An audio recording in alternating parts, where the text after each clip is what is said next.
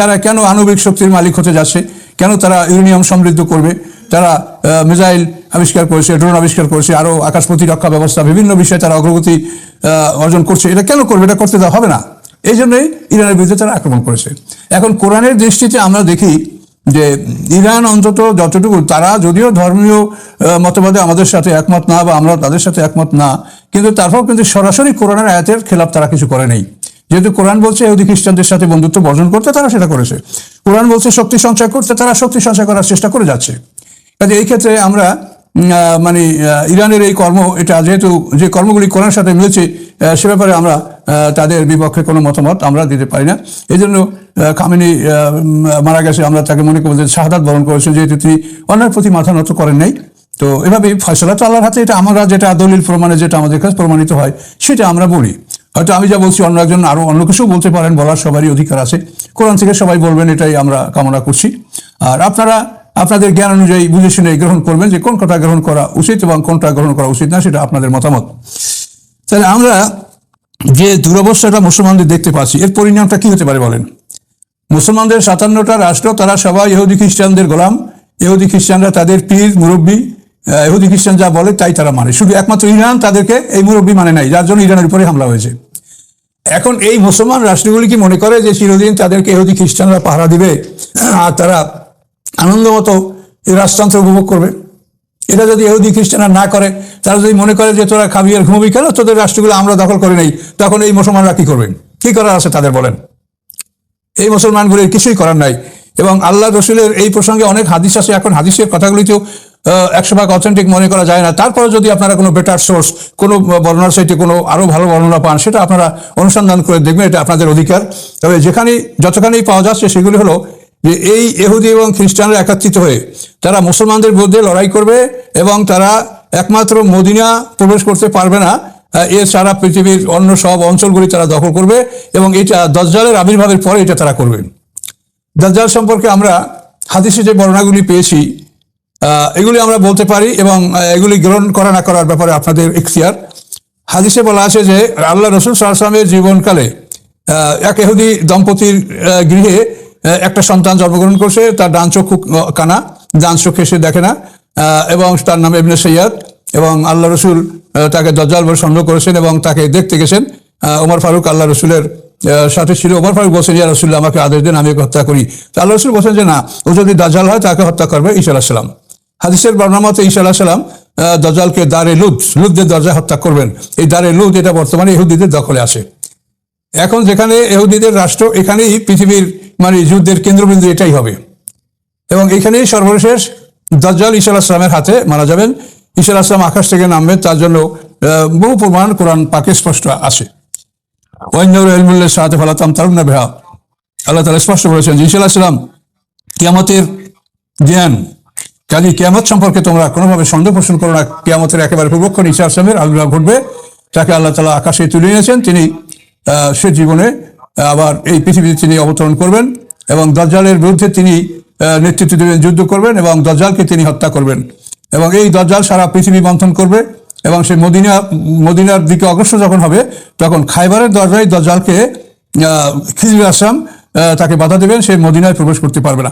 এভাবে পৃথিবীতে একটা ভীষণ একটা অবস্থা আমাদের সামনে আসে। অবস্থাটা আমাদের মধ্যে এটা ঘটবে, আল্লাহ রসুল বলেছেন। এবং আমরা কোরআন আয়াতের সাথে যেগুলো মোটামুটি মিলে, তাতে আমরা দেখতে পাচ্ছি যে এরকম একটা ভয়ঙ্কর অবস্থা আমাদের সামনে আসবে যে ইহুদি খ্রিস্টানরা আমাদের মুসলমানদেরকে এখন ছায়া দিয়ে রাখছে, মুসলমানদেরকে লালন পালন করছে ডানার তলে রেখে। এরাই একদিন এই মুসলমানদের সাম্রাজ্যগুলি আক্রমণ করে এগুলি দখল করবে। তার কারণ আপনার মানে তাদের কোনো শক্তি নাই, ক্ষমতা নাই, খালি খাবে আর ঘুমাবে আর রাজতন্ত্র করবে, আর আমরা তাদেরকে পাহারা দিব। এই পাহারা কতদিন ইহুদি খ্রিস্টানরা দিবে আপনাদেরকে? আপনাদের নিজেদের শক্তি নেই। কিন্তু এই জন্যই মুসলমানদের এই চরম অপমান এটা তাদের সামনে আসে। এটা অবশ্যই এটা তাদের ভোগ করতে হবে। কিয়ামতের আলামতগুলি কতগুলি আল্লাহর কোরআনে বর্ণিত আছে, আবার কতগুলি আল্লাহ রসুল বলেছেন। তো যাই হোক, আমাদের সবচাইতে যে কথাগুলি আমাদের জরুরি আমি মনে করি সেটা হলেই, আজকে দেখেন মুসলমানদেরকে আল্লাহ তাআলা কোরআনে কি বলেছেন। মুসলমান নয়, কোরআনের কথা তো সমস্ত মানুষের জন্যই। তারপরে মুসলমানরা আমরা এটা গ্রহণ করছি, এই জন্য আমি মুসলমানদের জন্য বলছি, তা না বলাই ভালো, সকলের জন্য কোরআন। এখন কোরআনে যেটা বলা হয়েছে যে পৃথিবীর মানুষ হলো দুই দল, মুমিন এবং কাফের, সূরা তাগাবুনের মধ্যে। এর মধ্যে আল্লাহ সূরা আনফালে বলেছেন যে তোমরা, প্রথমে বলা হয়েছিল যে একের মোকাবেলায় 10, তোমরা একজন ওরা 10 জন, তোমরা 10 জন ওরা 100 জন, এভাবে তোমরা যুদ্ধ করবে, ময়দান ত্যাগ করবে না। পরে আল্লাহ তাআলা সূরা শেষের তওবা আনফালের 66 নম্বর আয়াতে আল্লাহ বলেন যে বিধানটা হালকা করা হলো এবং তোমাদের দুর্বলতা সম্পর্কে আল্লাহ অবহিত আছেন। কাজেই এখন এইরকম মিনকুম মিয়াতুন সাবিরাতুন ইয়াগলিবু মিয়াতাইন, তোমাদের 100 ধৈর্যশীল লোক হলে তোমরা 200 কাফেরের সাথে লড়াই করতে পারবে, এটা আল্লাহ বলছেন। তো এখানে আমরা বুঝতে পারি যে সারা পৃথিবীর কাফের এরা একদল, সারা পৃথিবীর মুসলমান আর একদল। তো মুসলমান যদি আমরা 3-1 হতে পারি তাহলে কাফেরদের বিরুদ্ধে আমরা যুদ্ধে ময়দানে অবতরণ করতে পারবো, আমরা যুদ্ধ থেকে পালাবো না, আমরা বিপ্লব যুদ্ধ যেটা হোক সেটা করবো, আল্লাহ আমাদেরকে সাহায্য করবেন। কিন্তু এই সংখ্যায় উপনীত না হওয়া পর্যন্ত তো আমরা মাঠে নামার জন্য আমাদেরকে তো আল্লাহ আদেশ করেন নাই। 3-1 পর্যন্ত উপনীত না হওয়া পর্যন্ত আমরা মাঠে নামবো এই কথা আল্লাহ আমাদেরকে বলেন, আমাদের বলতে দাওয়াতি কাজ করো। এবং এই দাওয়াতি কাজে তো আমরা অনেক পিছিয়ে আছি। দেখেন জাকাতে যে জাকাত ব্যয় যে 8টা ফান্ড বলা হয়েছে, এর মধ্যে একটা আছে মুআল্লাফাত কুলুবুহুম।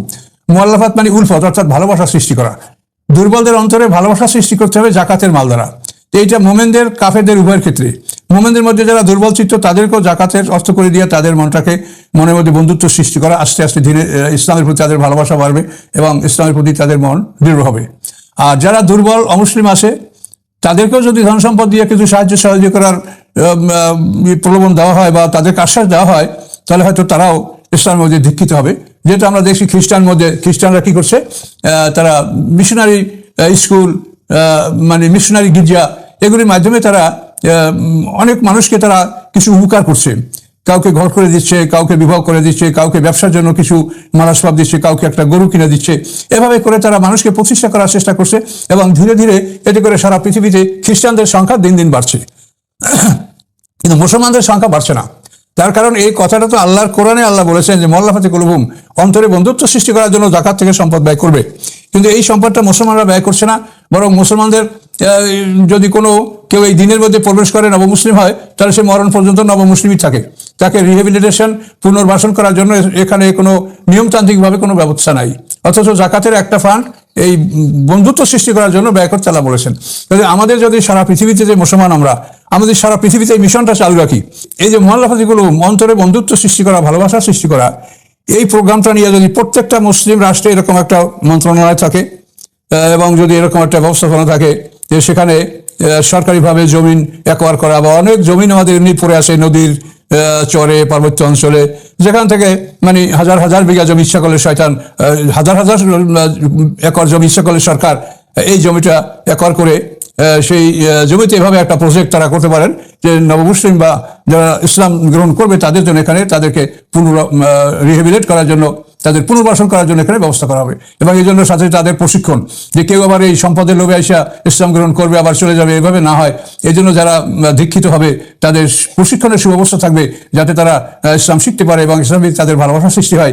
এভাবে যদি একটা প্রোগ্রাম সমস্ত মুসলিম বিশ্বে থাকে তাহলে এর ফলে প্রতি বছর লাখ লাখ মুসলমানদের সংখ্যা বাড়বে। সংখ্যা বাড়লে মুসলমানরা হয়তো 3-1 উপনীত হতে পারবে। কিন্তু মুসলমানদেরকে আল্লাহ যে অঙ্কে মানে যে সংখ্যায় উপনীত হতে বলেছেন সেই সংখ্যায় উপনীত হওয়ার জন্য চেষ্টা তো থাকতে হবে, যে 3-1 যাতে আমরা হতে পারি। তো এটা কোরআনের বলা বিষয়। এই বিষয়টা সম্পর্কে আমাদের মানে যারা ক্ষমতাসীন, যারা রাজনীতি করেন, এই ব্যাপারে তারা কোনো ভূমিকা নিচ্ছেন না। তাহলে আমার দাওয়াত দেওয়ার কাজ, আমি দাওয়াত দিচ্ছি, কে শুনবে কে না শুনবে সেটা আল্লাহ জানেন, আমি জানি না। তবে এই ব্যবস্থা কিন্তু আছে। এই ব্যবস্থা থাকলে আমার মনে হয় 10 বছরের মধ্যে পৃথিবীতে মুসলমানদের যে সংখ্যা বাড়বে তাতে আমরা 3-1 পার হয়ে যেতে পারবো। তো এক হলো 3-1 আমাদের পার হওয়া বা 3-1 সংখ্যায় উপনীত হওয়া। এবং এরপরে কথা হলো যে ওয়াতাসিমু বিহাবলিল্লাহি জামিয়া, সকলকে আল্লাহর রশি, আল্লাহর রজ্জু কোরআন শক্ত করে ধারণ করতে বলা হয়েছে। আমরা এই ক্ষুদ্র বাংলাদেশ, এখানে আমরা নির্বাচনে দেখলাম যে অন্তত 6টা মুসলিম দল নির্বাচন করেছে এবং নির্বাচনের বাইরে তো মনে হয় যে আরো শতাধিক দল আছে আমাদের এই বাংলাদেশেই নির্বাচনের বাইরে, যারা বিভিন্ন দল করে কিন্তু নির্বাচনে আসে নাই। তাহলে এই যে দল করা, এটার কি অর্থ হতে পারে বলেন? এগুলির বিরুদ্ধে আমরা বলছি, আল্লাহ বলতে বলেছেন কোরআনের কথাতে, আমরা বলছি যে আল্লাহ তাআলা যে কথা বলেছেন সেই কথাগুলি যদি আমরা পালন না করি তো হাসরের ময়দানে আমরা এই প্রশ্নে কি জবাব দেব? যে তোমরা মানুষের অন্তরে ভালোবাসা সৃষ্টি করে কেন তোমরা মুসলমানদের সংখ্যা বাড়াবার চেষ্টা করলে না? আমাদের জানামতে বহু পরিবার এমন আছে যে যেখান থেকে কিছু লোক ইসলামের দিকে আসতে চায় কিন্তু তারা ভীত, যে ইসলামের দিকে আসলে তারা পৈতৃক সম্পত্তি হারাবে, সুযোগ সুবিধা হারাবে, বংশের পক্ষ থেকে আক্রমণ হবে, কাজে এগুলো কে প্রোটেকশন দেবে, কে তাদেরকে বাঁচাবে? এরকম কোনো সুরক্ষা নাই। এই সুরক্ষা না থাকার কারণেই তারা মন চাইলেও তারা কিন্তু ইসলাম গ্রহণ করতে পারছে না। এরকম কিন্তু বহু বিষয় আছে। অথচ আল্লাহর কোরআনে এই ব্যাপারে তো বিধান দেওয়াই আছে যে জাকাতের সম্পদ তোমরা কোথায় কোথায় ব্যয় করবেন। মুআল্লাফাতি কুলুবুহুম, অন্তরে ভালোবাসা সৃষ্টি করার জন্য। তো এই জন্য আমরা যদি আল্লাহ যে সংখ্যায় উপনীত হতে বলেছেন, আমাদের নির্বাচন করার চাইতে সেই সংখ্যায় উপনীত হওয়া চেষ্টা করা, এটা আমাদের জন্য বেশি জরুরি। তার কারণ আমরা 3-1 হইলে পরে আমরা মাঠ ত্যাগ করবো না, মাঠ ত্যাগ করতে আল্লাহ নিষেধ করেছেন। তো এই বিষয়গুলি আর একটা ফরজ বিষয় তরক করা হচ্ছে, সেটা আমি বারবার বলছি, সেটা